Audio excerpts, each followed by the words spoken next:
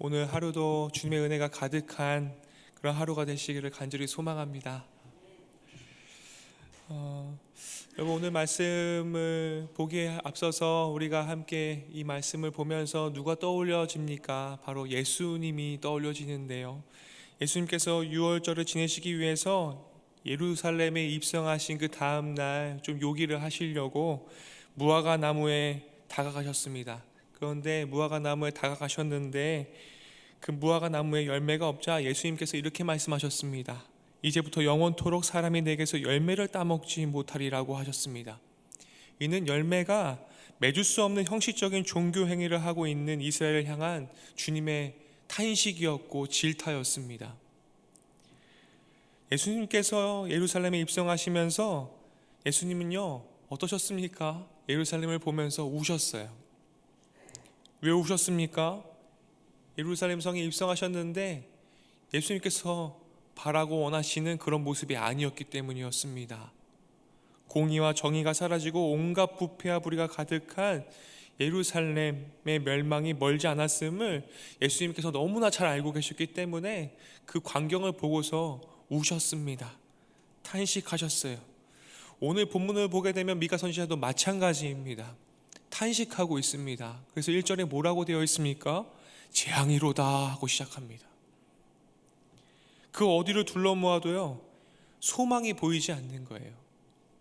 너무나 캄캄한 거예요.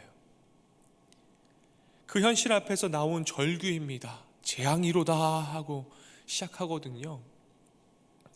북이스라엘은 이미 아수르에 의해 멸망했고 남유다는 역시 침략 앞에 놓여 있었습니다. 그런데 이 위기 앞에서 지도자들은 하나님 앞에 뭘 하지 않았습니까? 회개하지 않았습니다. 너무나 떳떳했고 너무나 당당한 모습을 보고 있어요.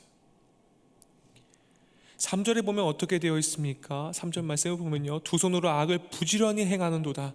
그 지도자와 재판관은 뇌물을 구하며 권세자는 자기 마음의 욕심을 말하며 그들이 서로 결합하니. 지금 이 지경인데도요 회개하지 않았어요.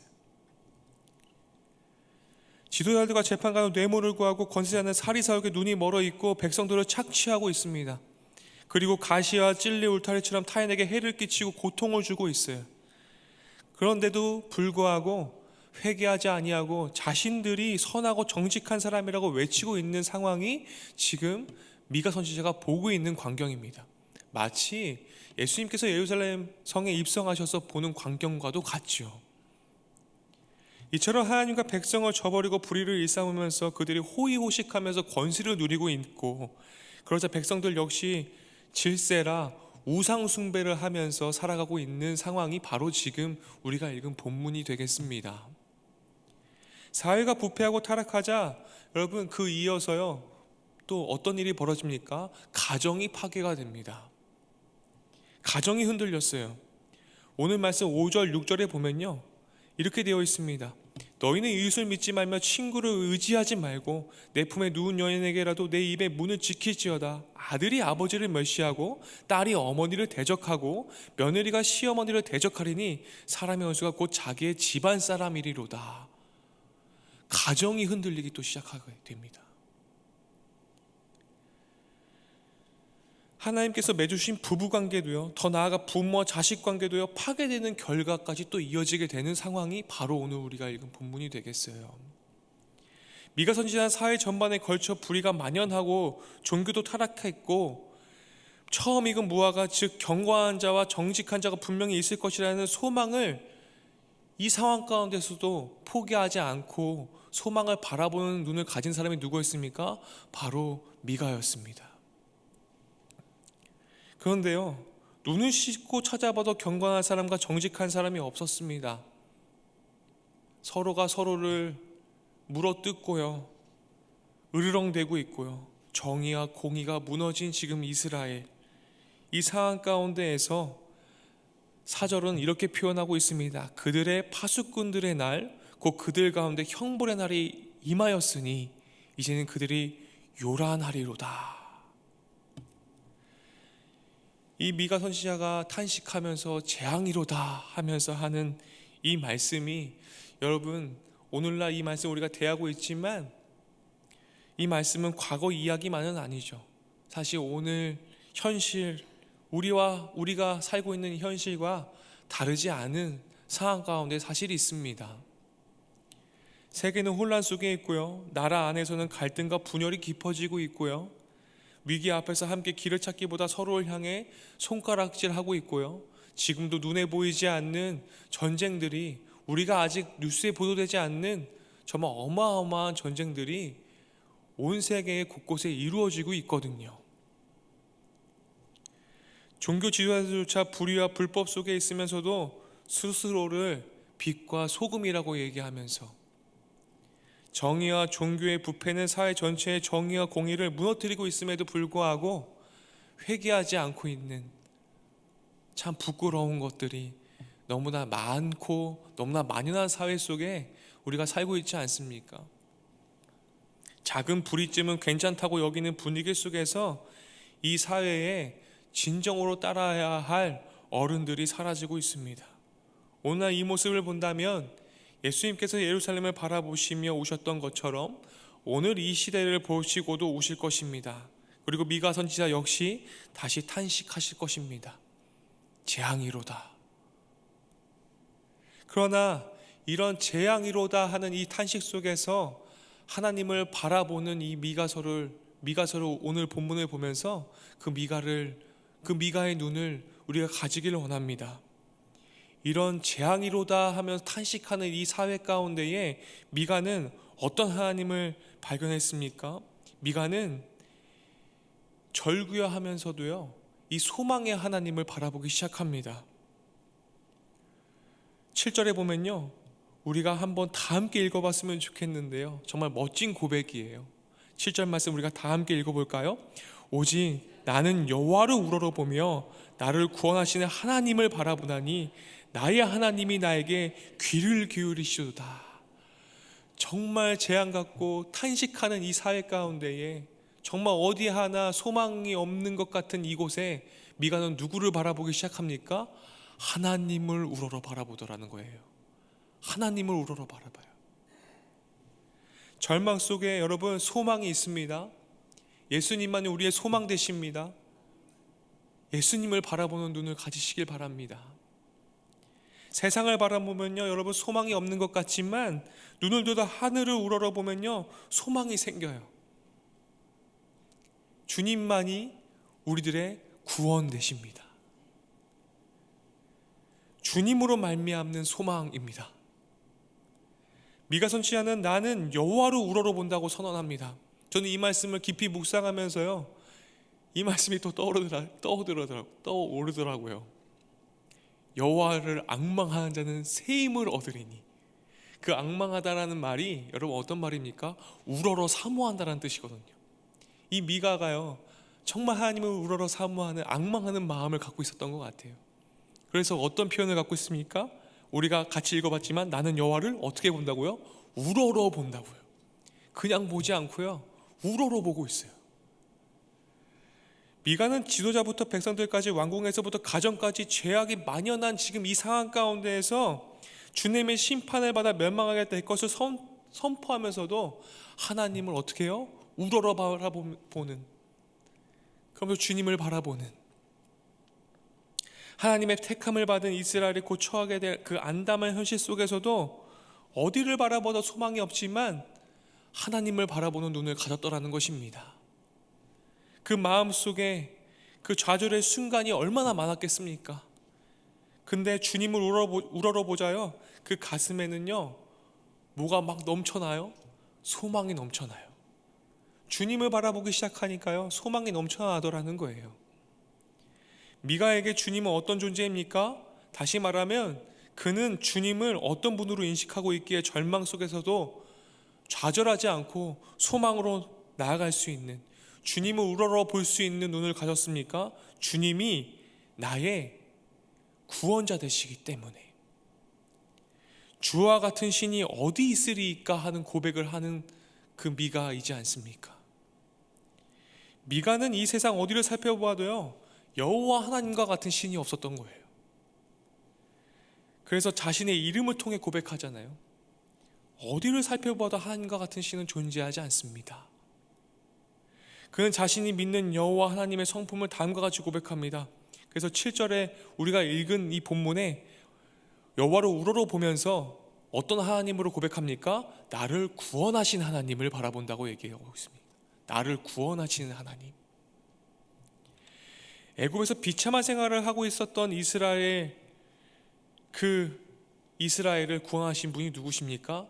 바로 우리 하나님이시잖아요. 여호와 하나님. 400년 동안 애굽에서 노예 생활을 하고 있던 그 이스라엘 백성을 구원하신 하나님, 그 소망의 하나님. 하나님은 죄악으로 변해버린 그 이스라엘을 한순간도 포기하신 적이 없습니다.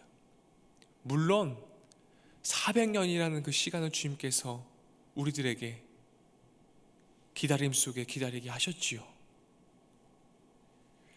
하지만 하나님께서는 아수르로 도구 삼아서 이스라엘 심판하신 이유는 이스라엘을 멸절하기 위해서가 아니라 우리를 죄악의 구렁 속에서 건져주시는 그 구원의 하나님이심을 우리가 굳게 믿고 나아가셔야 되겠습니다.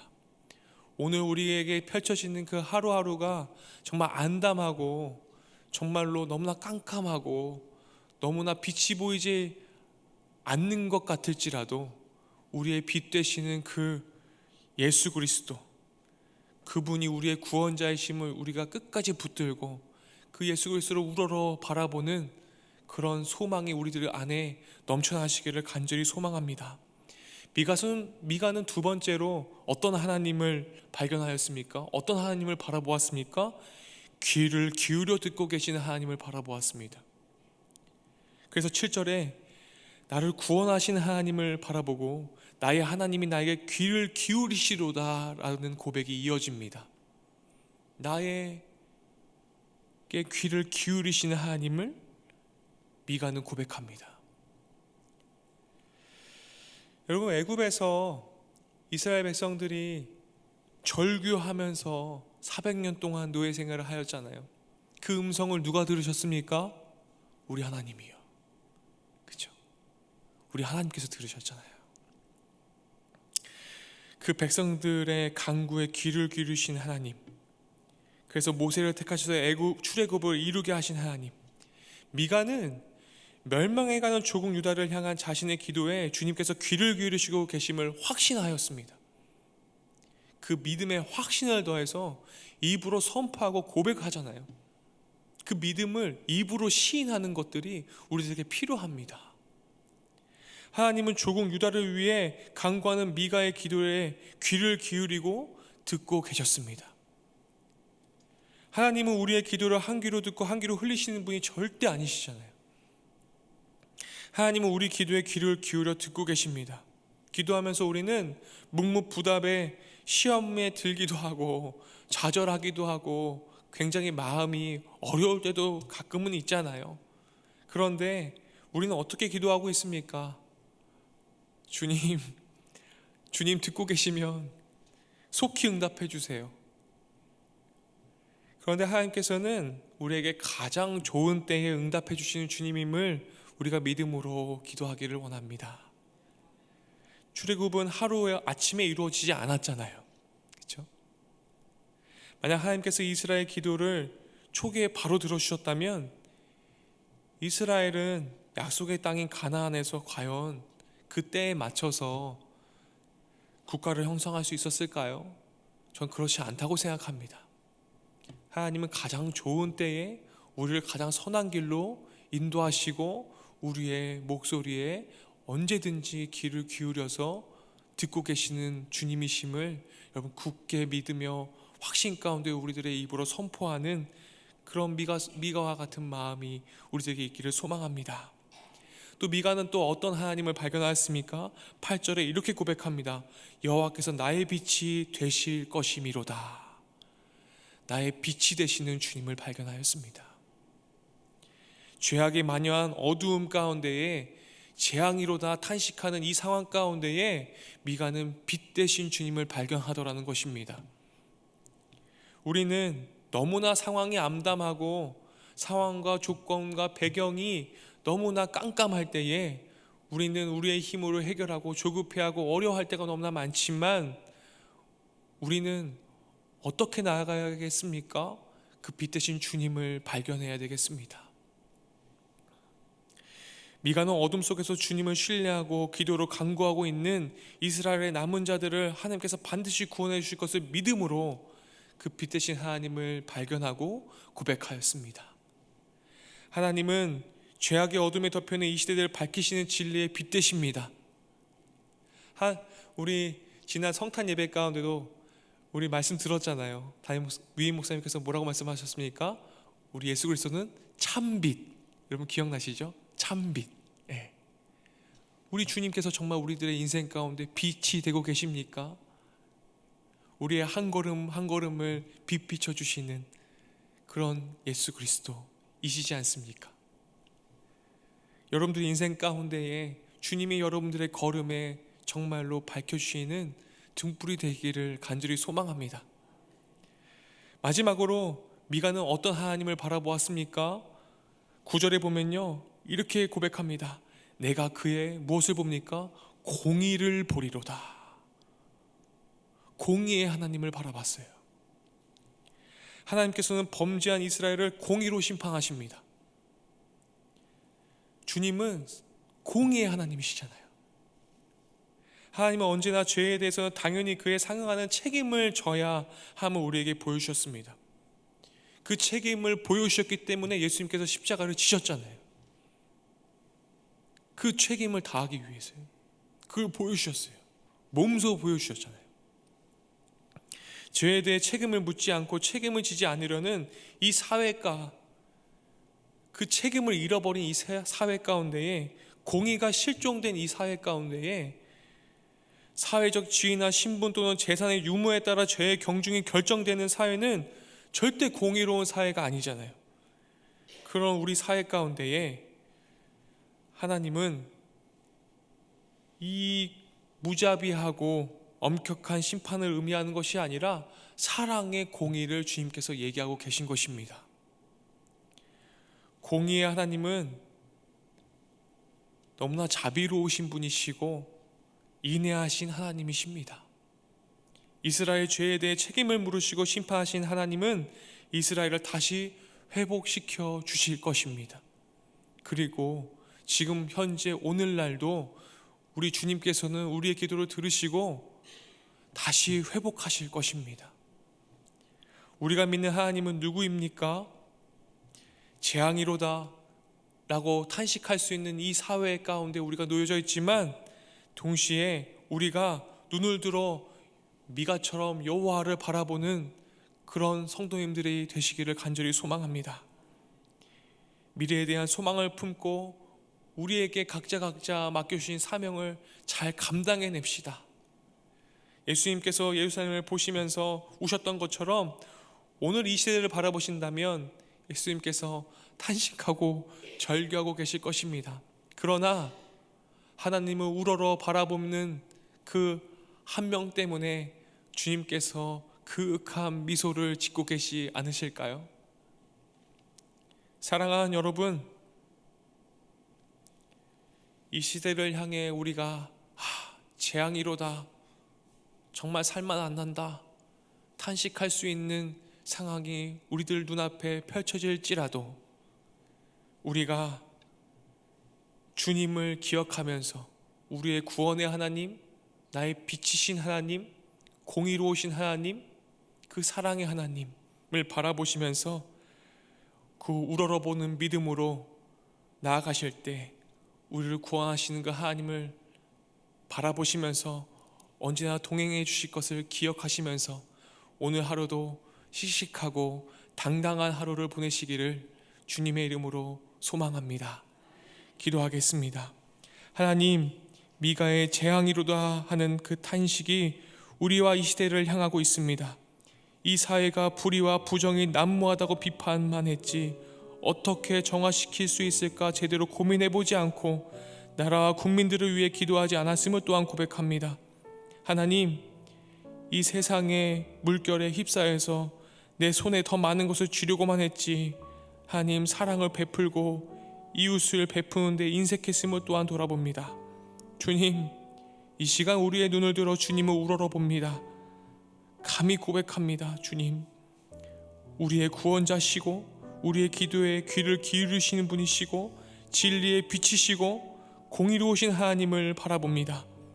이 믿음으로 오늘 하루를, 그리고 우리에게 허락하신 하루하루를 성실하게 정직하게 살아갈 수 있도록 인도하여 주시옵소서. 예수 그리스도의 이름으로 기도드립니다. 아멘.